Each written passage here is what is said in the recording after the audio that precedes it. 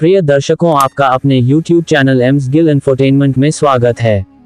आज हम आपको श्री गुरु हरगोबिंद साहब जी की जहांगीर से भेंट साखी सुनाएंगे। जब वजीरचंद और किंचा बोग सम्राट का संदेश लेकर श्री अमृतसर साहिब जी पहुंचे तो गुरु जी ने उनका हार्दिक स्वागत किया, किंतु निमंत्रण के प्रश्न पर माता गंगा जी ने आपत्ति की और इस गंभीर विषय को लेकर प्रमुख सिखों की सभा बुलाई गई। सभा में वजीर खान ने माता जी को आश्वासन दिया कि सम्राट की नीयत पर संशय करना व्यर्थ है। वह तो केवल आपकी सैनिक गतिविधियों से आश्वस्त होना चाहते हैं कि आपके कार्यक्रम उसके प्रति बगावत तो नहीं। यदि आप उसे संतुष्ट करने में समर्थ हो जाते हैं तो वह आपका मित्र बन जाएगा। माता गंगा जी पिछले कड़वे अनुभव से भयभीत थीं, क्योंकि श्री गुरु अर्जन देव जी को लाहौर आमंत्रित करने पर उनको शहीद कर दिया गया था। इस बार वह कोई खतरा मोल नहीं लेना चाहती थीं, किंतु इस बार सम्राट और गुरु जी के बीच मध्यस्थ के रूप में गुरु घर का सेवक वजीर खान था, जिनका मान रखना भी आवश्यक था। अतः अंत में निर्णय लिया गया कि गुरु जाएं और सम्राट का भ्रम दूर करें, जिससे बिना कारण तनाव उत्पन्न न हो। गुरु जी ने दिल्ली प्रस्थान करने से पूर्व दरबार साहिब की मर्यादा इत्यादि कार्यक्रम के लिए बाबा बुड्ढा जी व श्री भाई गुरदास जी को नियुक्त किया। तत्पश्चात एक सैनिक टुकड़ी साथ लेकर धीरे धीरे मंजिल तय करते हुए दिल्ली पहुंच गए।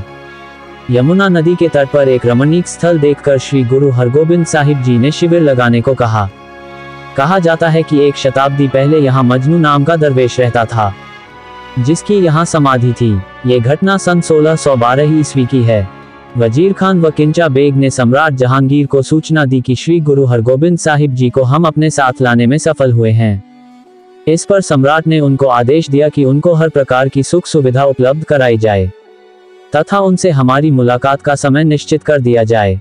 इस बीच जब दिल्ली की संगतों को मालूम हुआ कि गुरु जी यहाँ पधारे हैं तो उनके दर्शनों का तांता लग गया। अगले दिन बादशाह के कुछ वरिष्ठ अधिकारी आपकी अगवानी करने के लिए आए और उन्होंने गुरु जी से निवेदन किया कि आपको सम्राट ने दर्शनों के लिए याद किया है। उस समय आप स्थानीय संगतों में घिरे बैठे थे। आपने कुछ समय में ही संगतों से विदाई ली और दिल्ली के पुराने किले में बादशाह से भेंट करने पहुंचे। उस समय जहांगीर ने आपका स्वागत किया और अपने समांतर एक आसन पर विराजमान होने को कहा।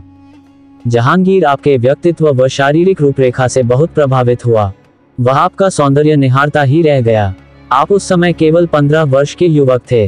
औपचारिक वार्ता के पश्चात सम्राट ने गुरु जी की योग्यता का अनुमान लगाने के विचार से प्रश्न किया।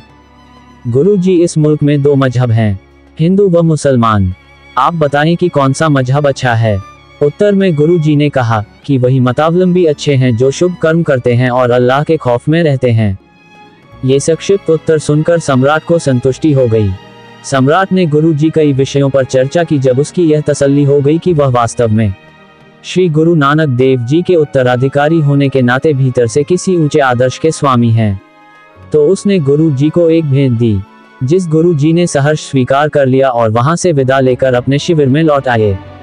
अपना बहुमूल्य समय निकाल के हमें सुनने के लिए आप सभी का धन्यवाद। अधिक जन्म साखी और सिख इतिहास को सुनना जारी रखने के लिए हमारे साथ जुड़े रहें। वाहेगुरु जी दा खालसा, श्री वाहेगुरु जी दी फतेह।